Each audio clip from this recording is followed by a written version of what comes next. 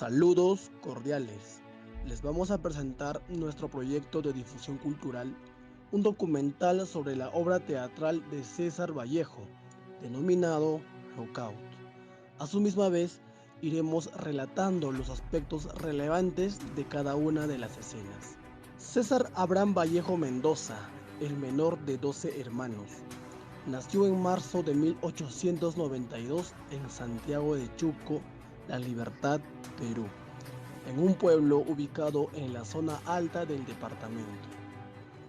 Escritor y poeta peruano considerado como uno de los mayores innovadores de la poesía del siglo XX, asimismo como el máximo exponente de las letras en su país. Sus padres desde un inicio querían dedicarlo al sacerdocio, lo que él en su primera infancia acepta de muy buena manera. De ahí que existen referencias bíblicas y litúrgicas en sus primeros versos. En 1910 se matriculó en la Facultad de Letras de la Universidad de la Libertad, hoy conocida como la Universidad Nacional de Trujillo, pero debido a problemas económicos retorna a su pueblo con el propósito de trabajar, ahorrar dinero para luego continuar con sus estudios. Ya en 1913 inició sus estudios en la Facultad de Filosofía y Letras de la Universidad de la Libertad, donde publica sus primeros versos que son de tono didáctico en la revista Cultura Infantil. Asimismo, empieza con su enseñanza en el Colegio Nacional de San Juan, donde Ciro Alegría también es un alumno de él. Uno de sus acontecimientos trascendentales fue la creación del Grupo Norte, en el cual Vallejo era miembro importante. Este grupo fue creado en 1915 en la ciudad de Trujillo y conoció en sus comienzos como la Bohemia de Trujillo. En 1923 adoptó el nombre de Grupo Norte, el cual su vigencia terminó en 1930. Este grupo tuvo gran importancia en el desarrollo cultural del Perú y su propósito era realzar la cultura y la elevación mental de Trujillo. Otro de sus acontecimientos trascendentales fue su viaje a Europa, ya que en mi opinión fue el más importante porque es ahí cuando su vida cambia totalmente.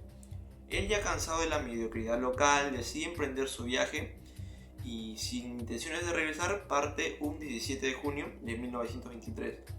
Sus dos primeros años en París fueron de mucho estrés económico. En 1925 empieza a trabajar como secretario en los grandes periódicos iberoamericanos. En 1927 conoce a Georgette Marie Philippard Travers, con la cual 7 años después decide casarse por civil. En 1930 viaja a Madrid a raíz de la publicación de su poemario Trills, y entre septiembre y noviembre de 1937 escribió sus últimas composiciones líricas, las cuales fueron Poemas Humanos, España, Aparta de mí este cáliz y La piedra cansada. Lockout fue publicado en el año 1930 en París.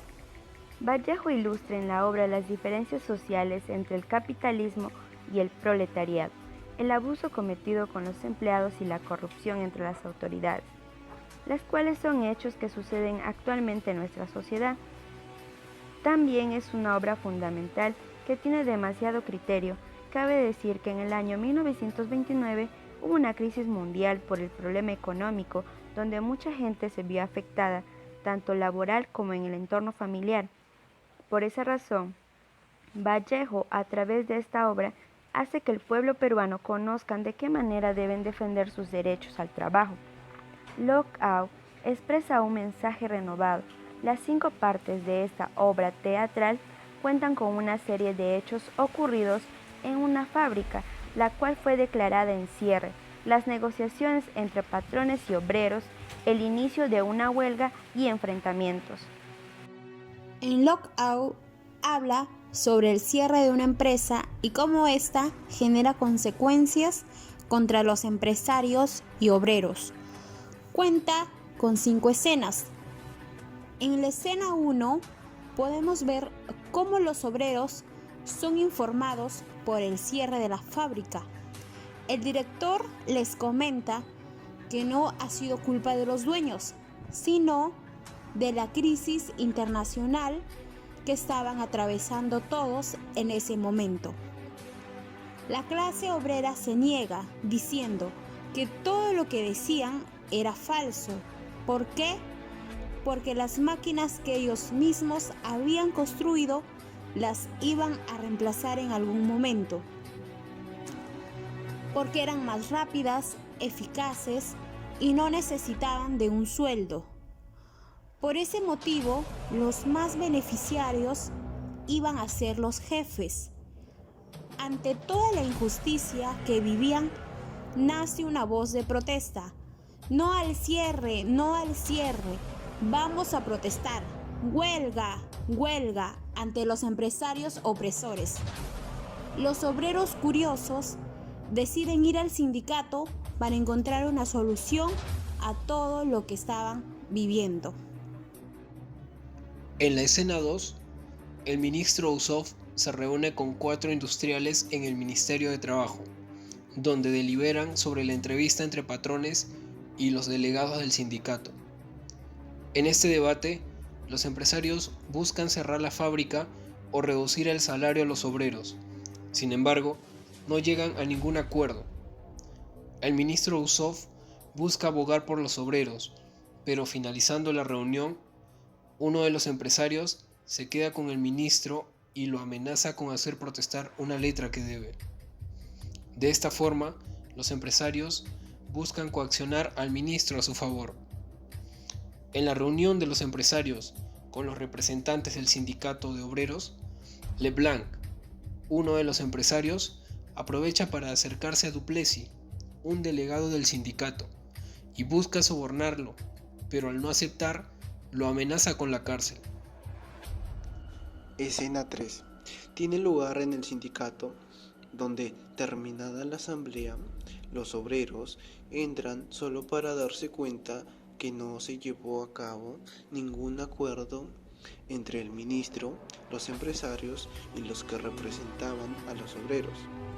Todo ello generó mucho desorden y todos empezaron a decir huelga, ya que no obtuvieron el resultado que ellos esperaban y por el cual luchaban. La masa empezó con los insultos, las quejas y las protestas.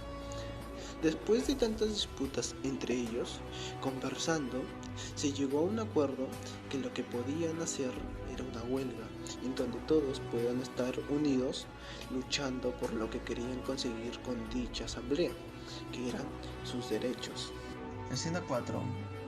Se ha desatado una violenta persecución de los obreros metalúrgicos. La policía municipal golpea y encarcela a todo aquel involucrado. Y en medio del desorden, Raimundo y su pareja se esconden en su vivienda. Ahí le pide abandonar la huelga por ser muy peligrosa. Sin embargo, él niega rotundamente abandonar la causa, e incluso cuando su propia madre se lo pide. Y en una vivienda cercana, 2 niños lloraban de hambre. Su madre intenta mantenerlos en calma, mientras el padre sale a pedir prestado 10 francos para poder comprar alimento. Sin embargo, él es encarcelado en el intento. Los demás no tienen mejor suerte. La novia de Raimundo es alcanzada por un disparo y su madre, al intentar socorrerlo, es apaleada hasta la muerte. El guardia es traicionado por el vigilante y es abatido por la policía al interior de la fábrica. Mientras tanto, Bruno y sus amigos regalan el dinero en un cabaret. Escena 5. Tras varias semanas en huelga y por miedo al inicio de una guerra civil por parte de los obreros, finalmente estos son escuchados. Se logra el acuerdo de no cerrar las fábricas y no rebajar los salarios. Finalmente los obreros han vencido y todos retornan a su trabajo normalmente.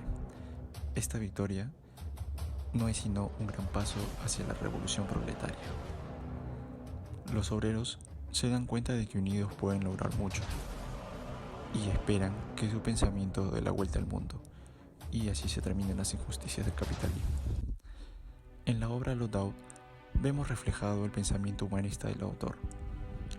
Entre los temas más sobresalientes son la convulsión social, el desempleo y la corrupción. Estos casos se vivieron en la realidad de los años 1929 y 1930 y sirvió como fuente de inspiración para el poeta.